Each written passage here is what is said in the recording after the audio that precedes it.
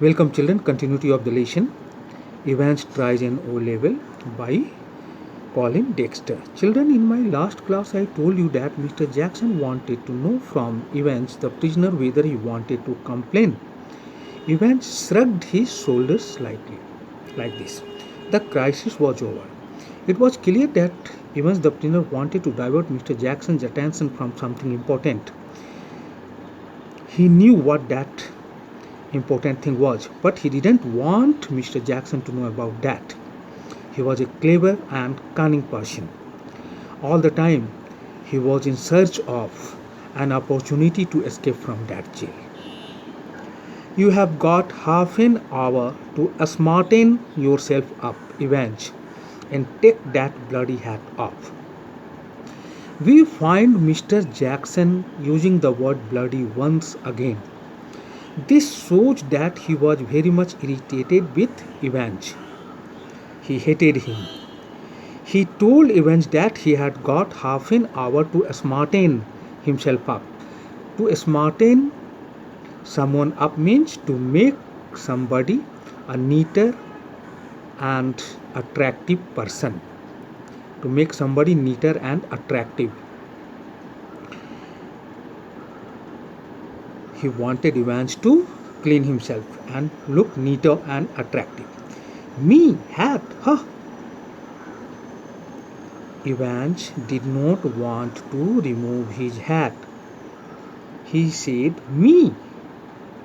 You want me to remove my hat? Huh? Evans put his right hand lovingly on top of the filthy woolen. I have already told you that his hat was dirty. It was a woolen hat. He touched the top part of his hat with his right hand and smiled sadly. He smiled sadly. This was nothing but an act of pretension on his part. Do you know, Mr. Jackson, it is the only thing that has ever brought me any sort of luck in life. He told Mr. Jackson that was the only thing that had ever brought any piece of luck, any kind of luck in his life. He thought his hat to be a lucky hat, kind of lucky charm. Charm, what does the word charm mean here? A small object that is believed to bring good luck. A small object that is believed to bring good luck. So he thought that his hat would bring good luck again. If you know what I mean. He wanted Mr. Jackson to understand the meaning of his words. And today I thought, well, with me exam and all that. And that day he was going to appear or sit for his examination. That is why he wanted to keep that hat with him. He did not want to remove that hat. Buried somewhere in Jackson was a tiny core of compassion, and Evans knew it. C-O-R-E, core. Core means central part of something. Now, Evans the prisoner was aware of the presence of a small amount of compassion hidden in Mr. Jackson's heart, and he wanted to take advantage of this. And Evans was successful. I have already told you that he wanted to divert his attention. He was a clever person and he was successful in doing so. Just this once, then Shirley Temple. Mr. Jackson allowed him to use that hat for how many times? Only once. After using that hat only once, Mr. Jackson wanted Evans to remove that hat. He wanted him to use that hat only once. Shirley Temple is a name of a person who had perhaps long and wavy hair. Evans also had long and wavy hair, and Evans loved that hair. If there was one thing that Jackson genuinely loathed about Evans, it was his long wavy hair.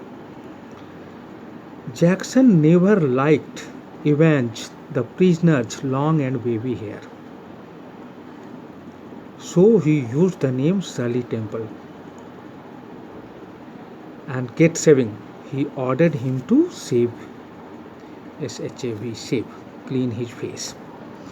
At 8:45, the same morning, something happened at 8:45 a.m. Reverend Stuart McLeary.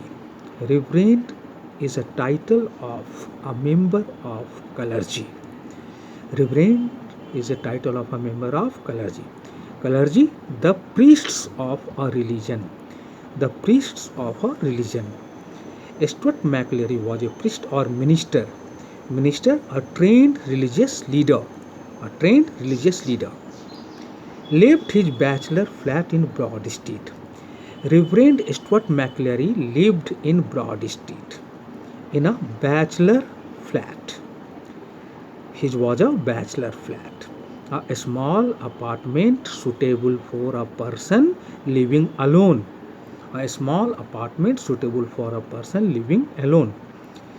He had a bachelor flat and stepped out briskly towards Carfax. He came out of his bachelor flat, Stuart McLeary, and started moving quickly towards Carfax. Carfax is the name of an area. The weatherman reported temperatures considerably very much below the normal for early June. It was the month of June. Early June.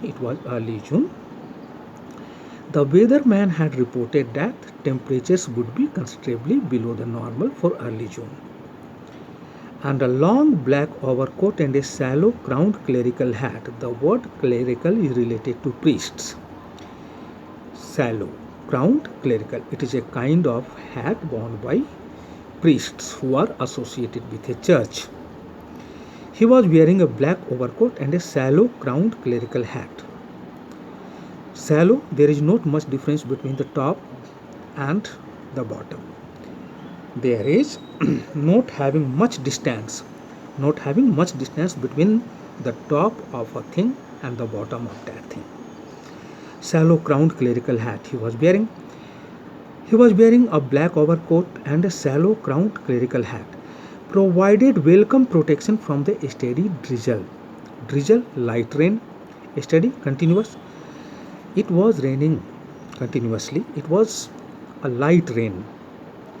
And to protect himself from that light rain, Reverend Stuart McLeary was using a black overcoat and a shallow crowned clerical hat, which had set in half an hour earlier. That drizzle had started half an hour earlier, and which now spattered the thick lenses of his spectacles.